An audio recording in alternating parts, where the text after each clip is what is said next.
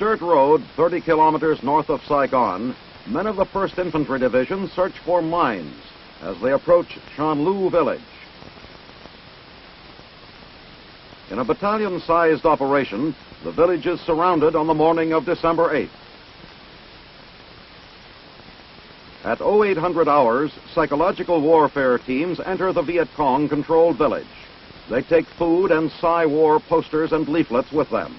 There is no resistance, and the troopers prepare to feed the people. Later, the children of the village crowd around the soldiers as the Americans hand out candy.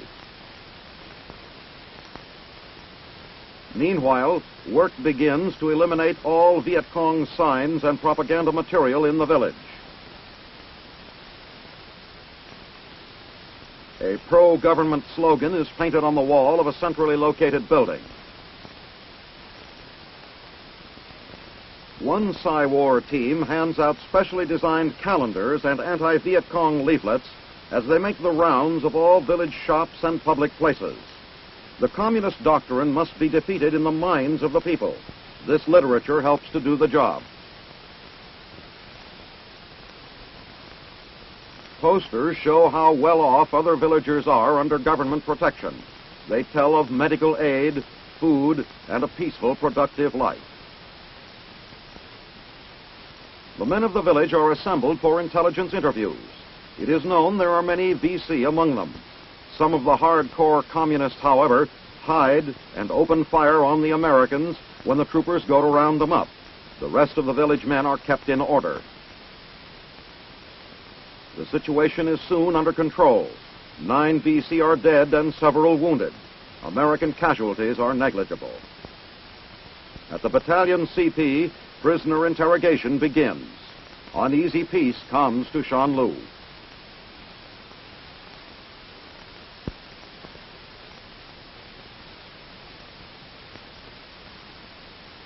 Activities of the 6th Psychological Operations Battalion are varied.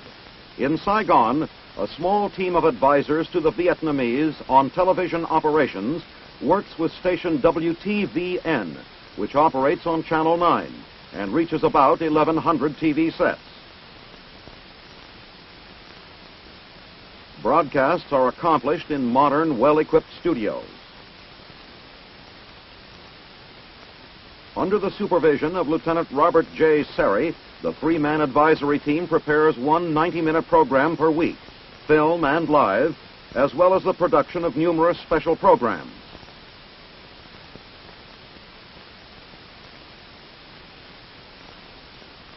On another front, a loudspeaker team from the 245th PSYOPS Company is assigned to the 2/71st Air Cav, where they accompany troops in the field on search and clear missions.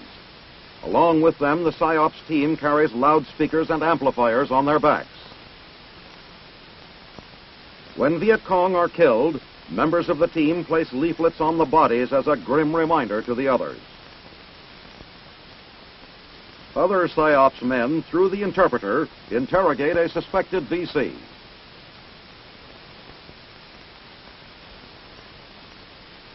Yet another team from the 245th PSYOPS Company is deployed with a 1st Air Cav U-10 on a leaflet-dropping mission.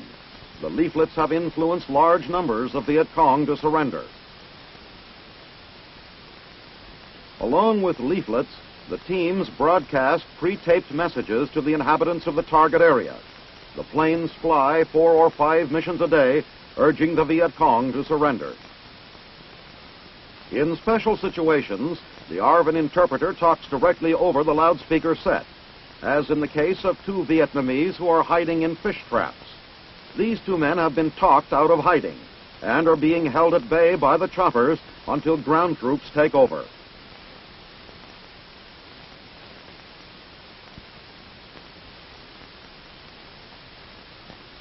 Loudspeaker teams have also been employed to assist MedCap teams. Working hand in hand, the PSYOPS men are used to tell the people that the medics have arrived in town.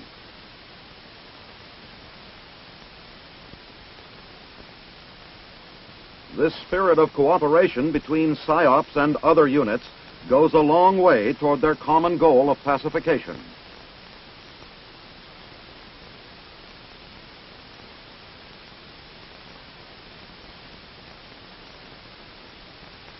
On 4 December, at approximately 5 a.m., an explosion and fire totally gutted the 6th PSYOPS Battalion Administration Headquarters building in Saigon. It is estimated that up to 1,000 pounds of plastic explosives were used by the Viet Cong terrorists to destroy the building, which was formerly the Capitol Kinh Do movie theater.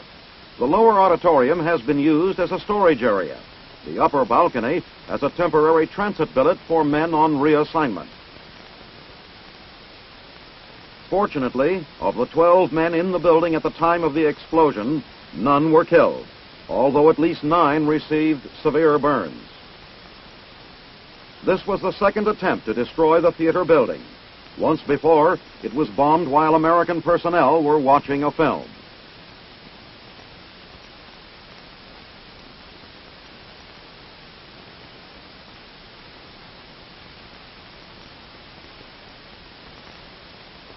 An innocent-looking Vietnamese hut. But if an unwary man were to step inside, look out. Underneath the bamboo rug lies instant death, a 90-millimeter tank round set to explode when a pressure trap is stepped on. The Viet Cong rely heavily on such mines and booby traps to slow the advance of the Allied troops on search and clear missions. These mines can be set off with pressure fuses or can be detonated electrically by a Viet Cong hiding some distance away. A discarded sea ration can may be used to make a deadly booby trap, merely by filling it with TNT and attaching a fuse.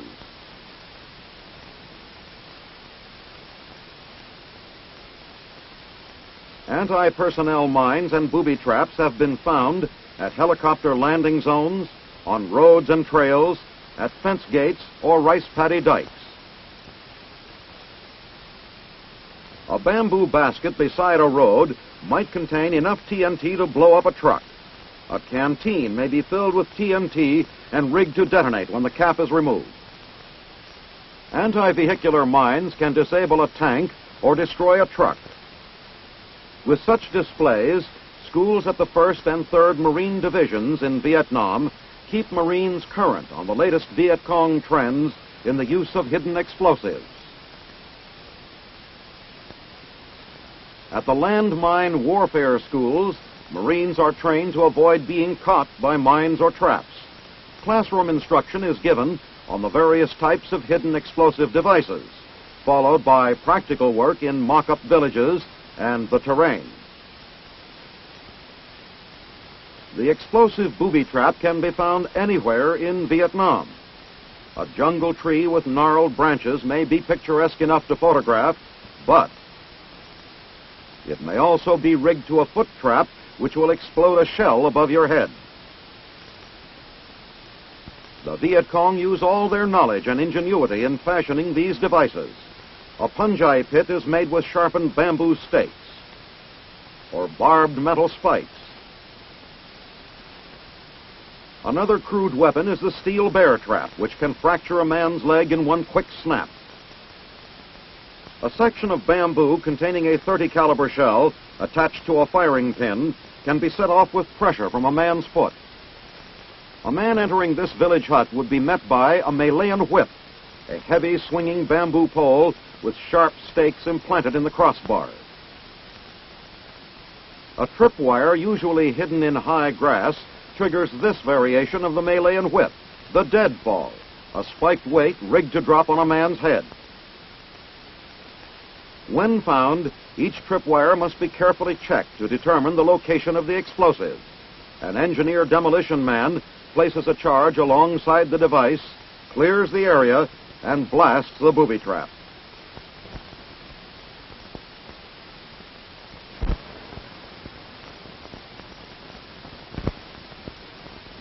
As Christmas rapidly approaches, preparations for it are evident everywhere in Vietnam. Along the sidewalk stalls in Saigon, servicemen shop for last-minute gifts, searching for that something special to send home.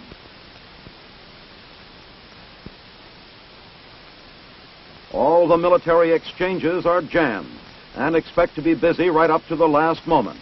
The well-stocked shelves of the Cholom Exchange, largest in Vietnam, are being rapidly emptied, and sales for December will exceed $1.5 million. At Saigon Airport, cargo facilities are beginning to feel the strain as thousands upon thousands of packages pour in from home. Personnel at the APOs are kept working around the clock, but expect to meet their goal of having all packages and mail delivered by Christmas morning.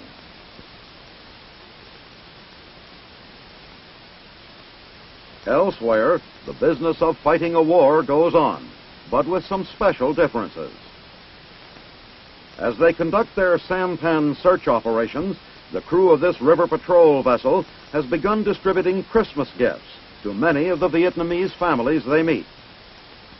Though many of the people have never seen Christmas presents before, they welcome the gifts of food and clothing.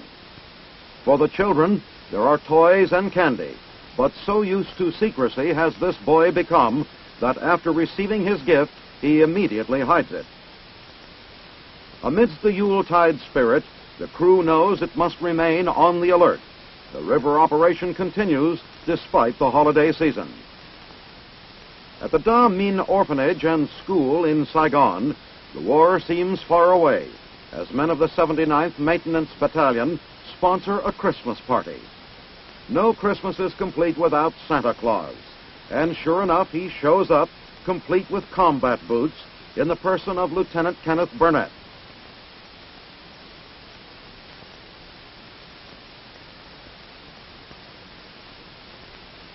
The kids don't know what to think when, one by one, they are invited to Santa's knee.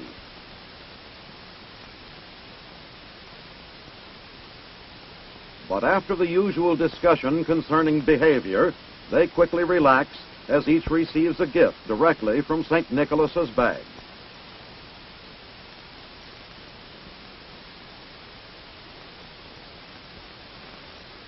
Then, all together, everyone struggles to open their presents.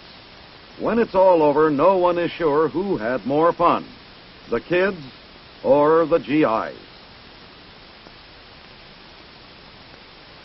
As December 25th draws near, troops at Long Binh, as those in camps all over Vietnam, gather for religious services. Within a well-guarded defense perimeter, Chaplain John Sargent begins his service. Let us have our invocation.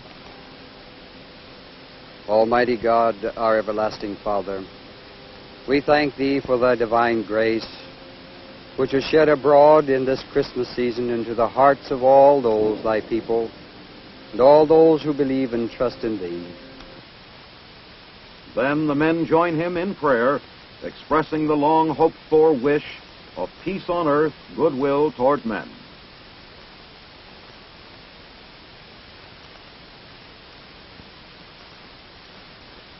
In the spectacular mountains of Bavaria, Germany, in the general area of Oberammergau, seen here in December 1966, a number of U.S. Army schools are located. At Kimbrough Kaserne, Murnau, students learn to disassemble the transmission of tank recovery vehicles. Guard dog training is another subject taught in U.S. Army schools, Europe. These dogs make an important contribution to the security of vital installations and to the effective patrolling of borders. They learn how to negotiate the types of terrain and the obstacles they may encounter while on duty. Discipline is of paramount importance.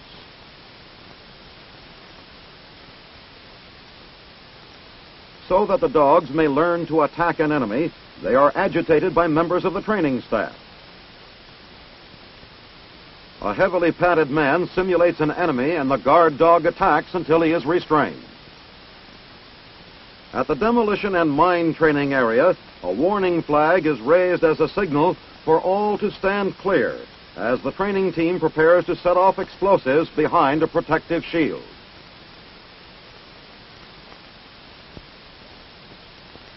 A demonstration charge is ignited.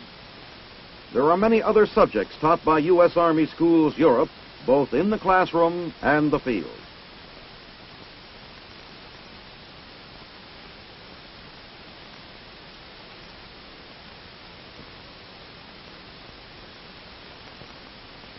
The Christmas 1966 season in Berlin, Germany, is celebrated by U.S. and Allied troops stationed in the city.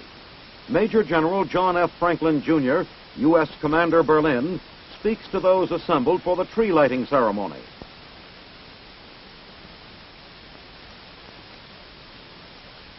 Heinrich Alberts, the governing mayor of Berlin, also addresses the guests.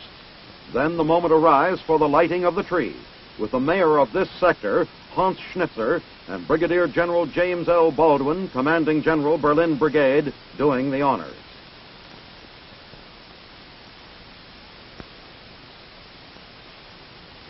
The following day, 16 December, the traditional Christmas tree lighting ceremony at Checkpoint Charlie is scheduled to take place.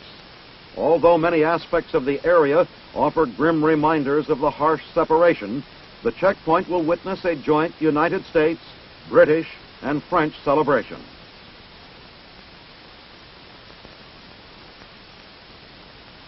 At 1700 hours, all is ready.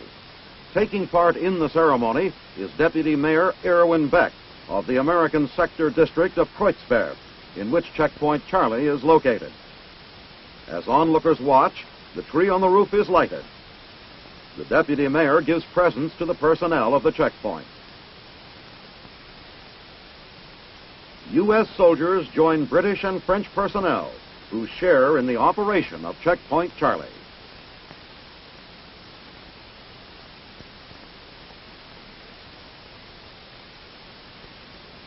In the Wildflecken training area, Germany, photographed in early December 1966, a very complete and well-equipped crafts shop is available to both U.S. and German soldiers.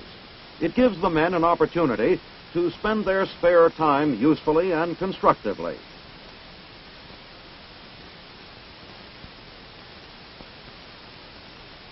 One of the crafts most popular with the men is leatherworking.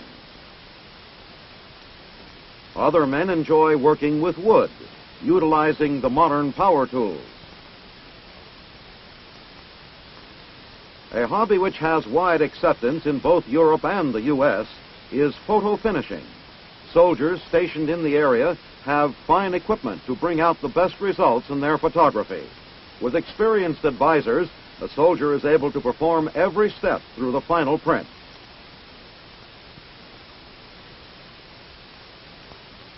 Automotive maintenance is a practical and money-saving hobby for the individual, while the Army benefits from increased skills.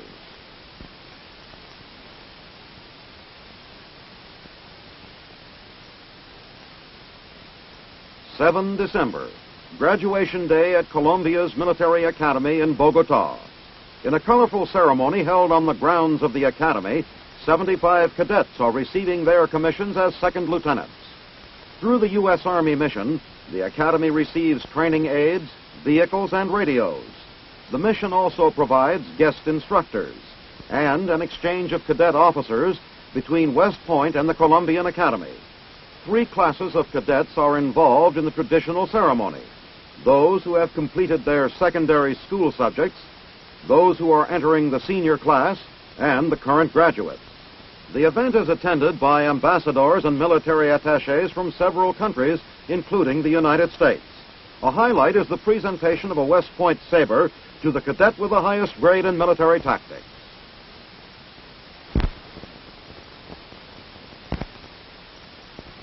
The island of Guam, strategically located 1,100 miles east of the Philippines, today shows few scars of the bitter fighting that began 25 years ago, just a few days after Pearl Harbor. On December 10, 1941, the Japanese launched their invasion on Tamuning Beach, opposed by a poorly armed force of only a few hundred men. In 2.5 years of occupation, the Japanese spared no effort in preparing fortifications for the attack they knew would one day come. Though most were destroyed in the fighting, several concrete pillboxes and bunkers still stand, silent and deserted. The Japanese also hollowed out hundreds of caves, building extensive connecting tunnels deep into the mountainside. One which served as a bomb shelter during the war finds a similar use today. Japanese guns, overgrown and rusted, still point skyward against the plains which pounded the island prior to the Americans' return. On July 29, 1944, the 3rd Marine Division led American forces ashore at Asan Point and Agat Bay. The wreckage of a Japanese two-man sub is the only reminder of the landing. The liberating forces quickly pushed inland as the Japanese pulled back to make their stand near Mount Santa Rosa. These quiet hills are strewn with the wreckage of Japanese two-man tanks. The battle broke enemy resistance, and many fled into the mountains, where as late as 1960, 2 were captured. Not all the wreckage is Japanese. This American tank was destroyed in an attack by enemy aircraft. In many parts of the island, both American and Japanese unexploded shells are still being recovered. Here, a demolition specialist affixes a C4 plastic charge to detonate them, almost 25 years after they were fired.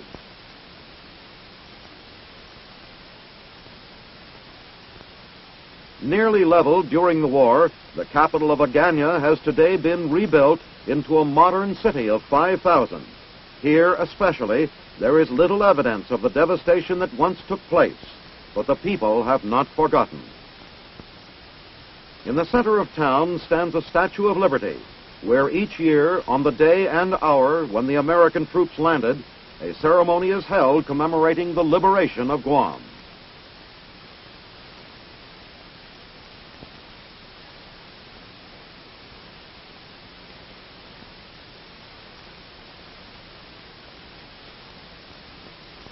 This national memorial at Pearl Harbor, Hawaii, marks the final resting place of the battleship Arizona and the 1,100 members of her crew sunk by the Japanese during their attack on the American naval base on December 7, 1941.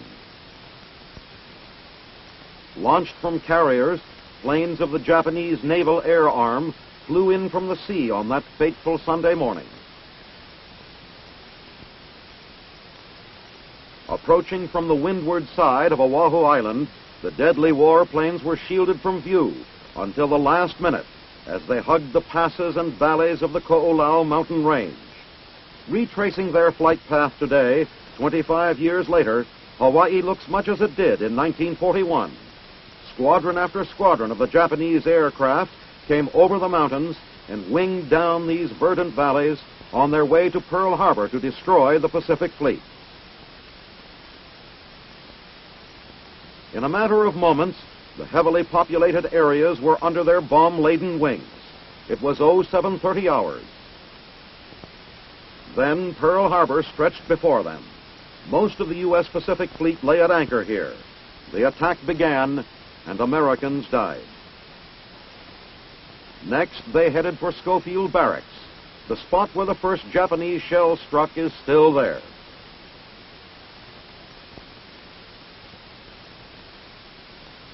The National Memorial Cemetery of the Pacific was established following World War II, and many victims of the Japanese attack lie at rest here. Now, on the 25th anniversary of the surprise attack which took the lives of thousands of Americans, many veterans of that day at Pearl Harbor are among those who hear an opening address by the Commander-in-Chief, U.S. Pacific Fleet, Admiral Roy L. Johnson.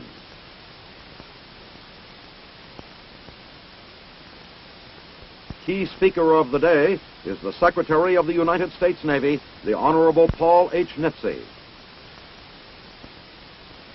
Thousands listen to the speakers and the prayers and the hymns. A memorial flyby is performed by Navy and Marine jets. 25 years later, Pearl Harbor is remembered well.